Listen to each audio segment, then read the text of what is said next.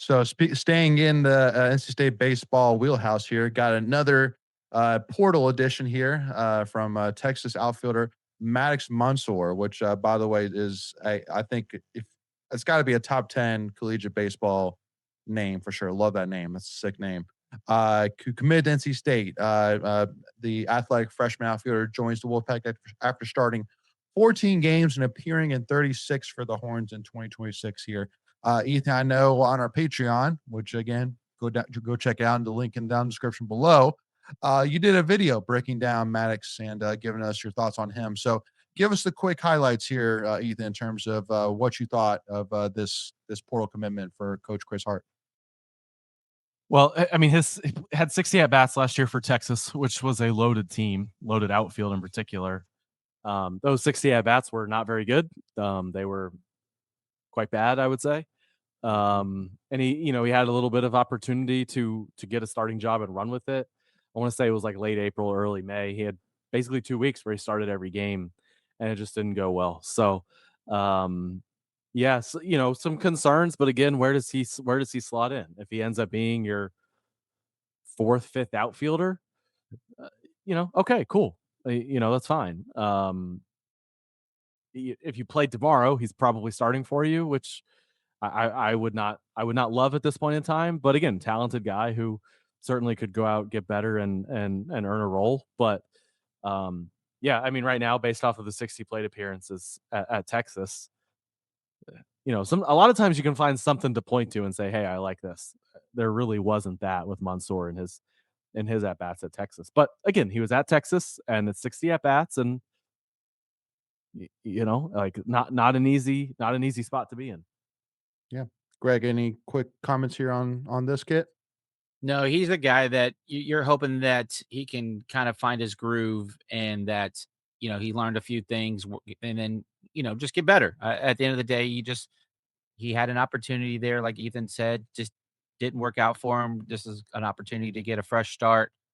He's a Georgia kid, so a little bit closer back to home. You don't know what, it's a big transition going from high school to college and then especially in the SEC. Um, Mhm. and again, I trust Hart and the rest of the staff in evaluating talent. Um, but yeah, I think there is upside here. You just got to tap into it.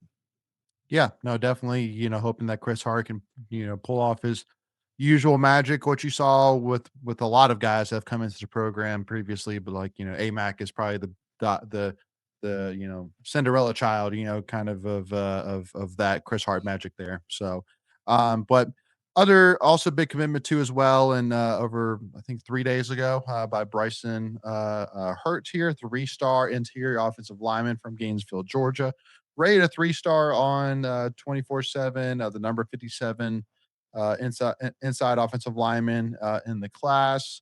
Had offers from Arkansas, Auburn, West Virginia, Colorado.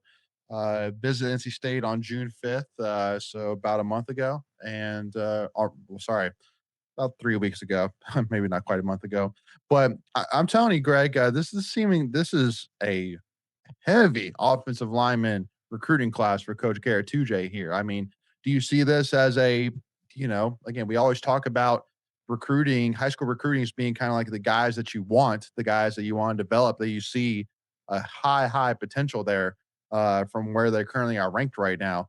Uh, does this kind of seem a little bit of an all-in approach here for Coach Tuj? Well, I just think that's what Coach 2J does. He builds great relationships. You've seen it over the last couple of years with not only the prep kids coming in, but the transfer portals. Teague was one of those guys where they brought in from, I believe it was Florida or Utah State or something. I can't remember where it was, but Mhm. um, he just goes out and can get guys, and people just naturally gravitate to his persona and his bigger than life, kind of aura, if you will. And it's just not surprising. And then it's just see what can he do with the talent once he gets it on campus. And he's done a nice job. You were talking about the top 10 kind of paid athletes, and Spike was on that list. And the fact that we were able to retain him and Teague Anderson, again, that's all about Garrett 2J and his relationships with these guys. Mm-hmm. Yeah, 100%. Ethan, do you have any other kind of approach here, really, or do you think Greg kind of hit it on the head?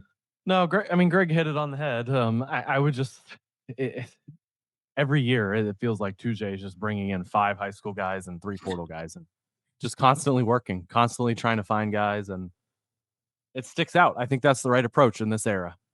Keep taking Yep. guys, keep finding players, keep taking guys. He's won a few big time recruitments. I think he's one of them. Had some really, really nice offers. Mm-hmm. And yeah, 2J, him and Locklear to me stand out as the recruiters at their position with the number of guys they take. They're heavy on high schoolers, heavy in the portal. I love it. Yeah, absolutely.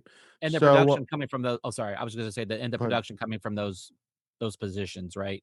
There, it's one thing to be able to recruit a guy and then develop him into, a star. yeah. So also too as well, I want to give a big shout out to Savage Wolves and One Pack NIL for throwing a once again a spectacular, phenomenal A+ elite event for the football celebration. Raised, I believe, about $430,000. I believe. No, more than that actually. Oh yeah. Yeah, no final total numbers come out, but I was told by one of our good people that's got some knowledge, between 6 and 700,000. Wow. They didn't have that number you saw was the live auction number and money raised at the event itself, but then you had this other items that were up for bids, and those figures just hadn't come out yet. So, but Yeah. good numbers, and more than last year. Which is Oh yeah. which is positive. It's encouraging that we don't have that donor fatigue, that some programs have. Yeah.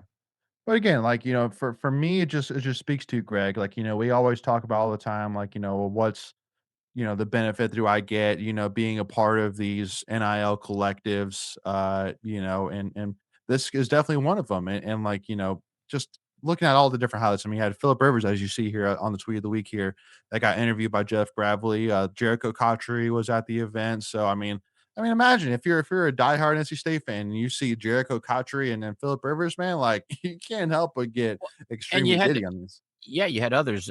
Peyton was there. Yep. Naeem Hines was there. Some guys that a little bit before your guys' time, but still legends in their own right. Hmm. Yeah, I think it's important, right? It's not for everyone. These events sometimes aren't cheap to attend, but Nope. there are affordable events, and the auctions that they do and the giveaways, and just there's ways to get involved, and just we got to keep plugging if you want to continue.